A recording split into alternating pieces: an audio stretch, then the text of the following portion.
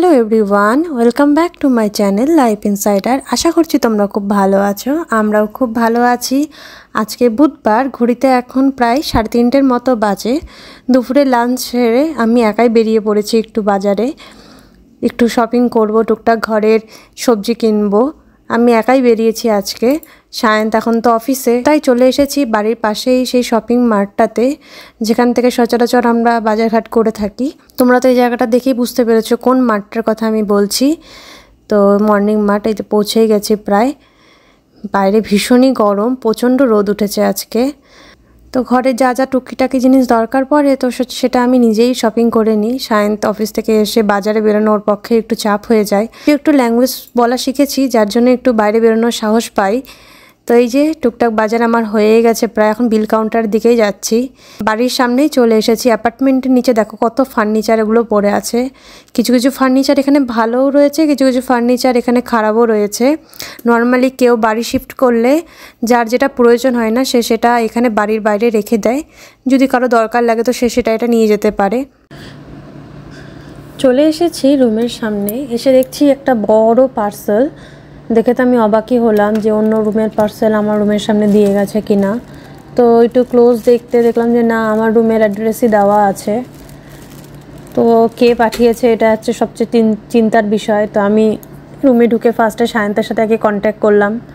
তারপরে জানতে পারলাম যে ওই গ্রসারি সব অর্ডার দিয়ে দিয়েছে, যেগুলো ইন্ডিয়ান গ্রসারি আমরা অনলাইন থেকে মাঙ্গাই, এবার ওগুলোই সব অর্ডার দিয়েছে।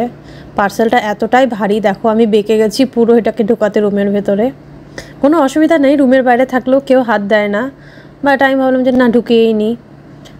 তো এবার তোমাদের খুলে দেখাই পার্সেলটার মধ্যে কী এসেছে। কোনোবার এত বড় পার্সেল আসে না, যার জন্যই আমি ফার্স্টে অবাকই হয়ে গেছি যে এত বড় পার্সেলে কী আসলো এমন।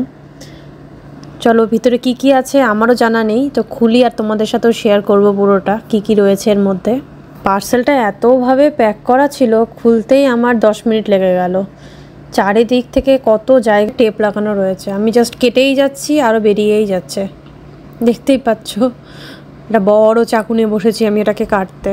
ফাইনালি খুলতে পারলাম। ফার্স্টেই দেখো কি বেরিয়েছে, মুড়ি।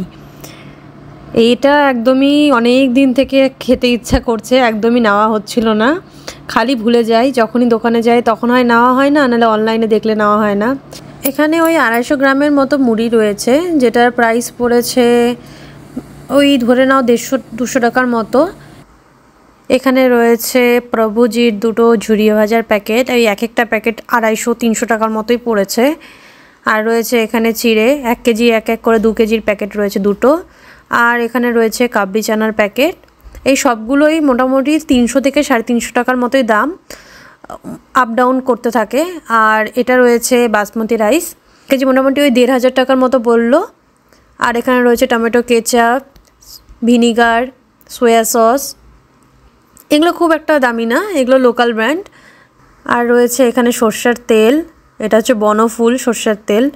এখানে দুটো কোম্পানির সর্ষের তেল পাওয়া যায়, এক বনফুল না হয় পতঞ্জলি, মানে এই একটা ব্যাপার, পতঞ্জলিটা আমি অ্যাভয়েডই করি।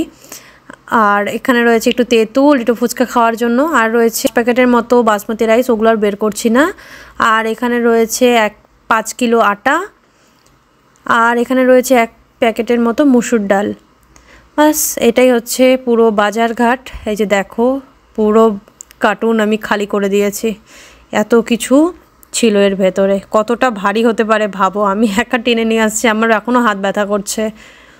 তো চলো এসব গুছিয়ে রাখি, এবার রান্নার দিকে যাই। বরমশাইয়ের আজকে আবদার আছে, একটু ভালো মিষ্টি কিছু খাবে, অনেক দিন থেকে মিষ্টি কিছু খান না। তাই ভাবলাম যে ঘরে গাজরও রয়েছে, তাহলে একটু গাজরের হালুয়া বানাই। তাই গাজরের হালুয়া বানানোর জন্য যে আমি গাজরটাকে ভালো করে ছিলে নিচ্ছি। আর এটাকে, আমার কাছে বড় মেশিন নেই, এই পিলারটার পিছনে একটা আছে গ্রেটার, ওটা দিয়ে আমি গাজরটাকে গ্রেট করে নেব। গাজরটা আমার কি ভালোভাবে গ্রেট করা হয়ে গেছে। এই ছোট্টটা দিয়ে গ্রেট করতে করতে আরও হাতের 12টা বেজে গেছে। তো এই মাঝখানে সায়ন্ত অফিস থেকে চলে এসেছিলো, বাকিটা আমি ওকে দিয়ে করিয়ে দিয়েছি যে তুমি করো, আমার পক্ষে আর পসিবল না এটা করা। প্রচুর সময় লাগছে, প্লাস হাতেও লাগছে, কারণ ছোট্ট একটুখানি তো, এটাতে গ্রেট করতে একটু অসুবিধাই হচ্ছিল। কিন্তু যাক ফাইনালি। তো এই যে প্যান আমার এখানে গরম হয়ে গেছে, আমি একটু ঘি দিয়ে দিলাম। এবার এর মধ্যে আমি গ্রেট করে রাখা গাজরটা দিয়ে দেবো, আর খুব ভালোভাবে এটাকে ভাজবো।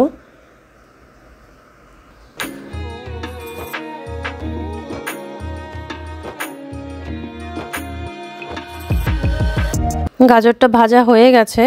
এবার আমি ওর মধ্যে মোটামুটি ওই 2 কাপের মতো দুধ দিয়েছি।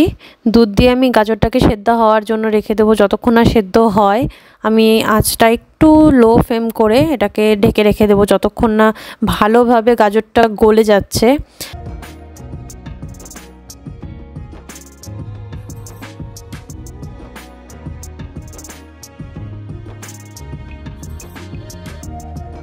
দেখতেই পাচ্ছ দুধটা একদম শুকিয়ে গেছে আর গাজরটা খুব ভালোভাবে সেদ্ধ হয়ে গেছে।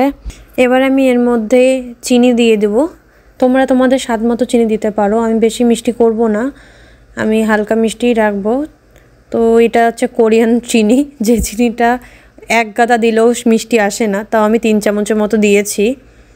তারপর আমি এর মধ্যে এলাইচি পাউডার 1 চামচের মতো দিলাম আর দিয়েছি। তারপর আমি একটু আগে থেকে গ্রেট করে রাখা বাদাম, কাজু, কিশমিশ এগুলো দিয়ে দিচ্ছি। তোমরা চাইলে তোমাদের পছন্দ মতো ড্রাই ফ্রুটস তোমরা অ্যাড করতেই পারো।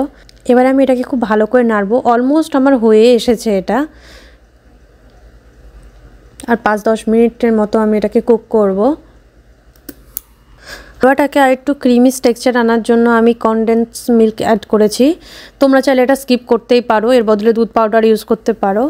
তো আমি এই মিল্কটা অ্যাড করলাম, মোটামুটি ওই 3-4 চামচের মতো দিয়েছি, কারণ এটা এমনিও মিষ্টি হয় খুব। 3 চামচের মতোই দিয়েছি। এটা দেওয়ার পর আমি এই 5 মিনিটের মতো একটু কুক করব। বাস হয়ে গেছে আমার গাজরের হালুয়া রেডি। তো হালুয়াটা হয়ে যাওয়ার পর আমি ওপর দিয়ে আরেকটু কিছু ড্রাই ফ্রুটস দিয়ে বাস এটাকে একটু ঠান্ডা হতে রেখে দিয়েছি, কারণ গরম গরম হালুয়া দুজনেই খেতে আমরা ভালোবাসি না। একটু রুম টেম্পারেচারে আসুক, তারপর এটাকে সার্ভ করে দুজনে খাবো। তো রাতে ডিনার সেরে দুজনেই বেরিয়ে পড়েছি হাঁটতে। তোমরা তো জানোই রাত্রে আমরা বাইরে যাই হাঁটতে। তো বাড়ির পাশেই এরকম পার্ক রয়েছে, তো সেখানে চলে এসেছি। ফার্স্টেই আমার চোখে ঝুলাটা পড়েছে, যেখানে আমি বসে দোল খেতে শুরু করে দিয়েছি। আর শায়নকে বলছে আমাকে একটু দোল দাও, ও ভিডিও বানাচ্ছে আমার। ওয়েদারটা আজকে ভীষণই ভালো ছিল, ঠান্ডা ঠান্ডা হাওয়া চলছিল, মেঘ করেছিল। দিনের বেলা এত রোদ্রু, বিকেলের দিকে টেম্পারেচার অনেকটাই ডাউন হয়ে গেছে। তো ভালো লাগছিল বেশ সময় কাটাতে।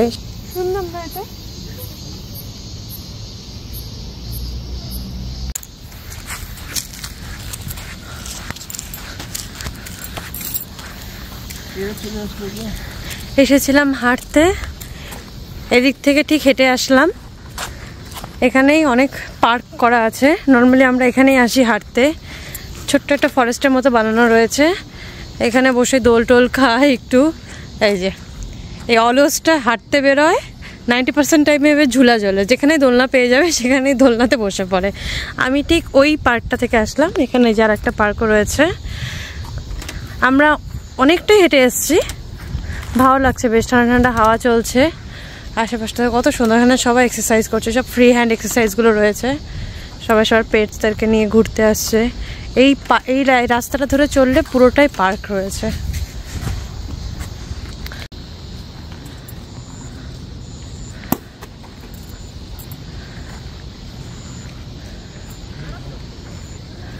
এখানে শায়ন এক্সারসাইজ করছে, আমিও করব বাকিটা। তোমাকে আমাদের একটু দেখিয়ে দিচ্ছি যে আমরা কোথায় আসি বিকালে অ্যাকচুয়ালি হাঁটতে।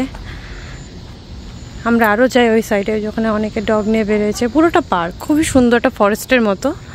আমাদের বিল্ডিং থেকে 5 মিনিট হাঁটা না।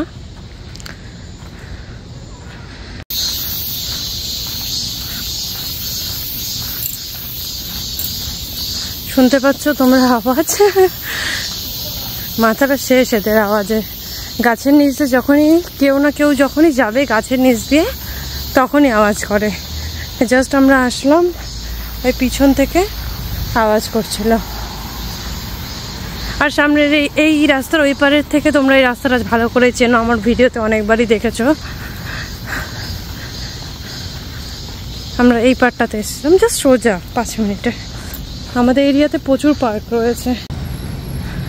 এখন বাড়ির সামনেটায় আছি, ধীরে ধীরে বৃষ্টি পড়া শুরু হয়ে গেছে। চলো আজকের মতো ভিডিওটা এতটুকুই, আবার দেখা হবে পরে আর একটা ভিডিওতে। ততক্ষণের জন্য সবাই সুস্থ থেকো, ভালো থেকো। আর ভিডিওটি ভালো লাগলে লাইক শেয়ার কমেন্ট করতে একদমই ভুলবে না। সকলকে গুড নাইট, টাটা।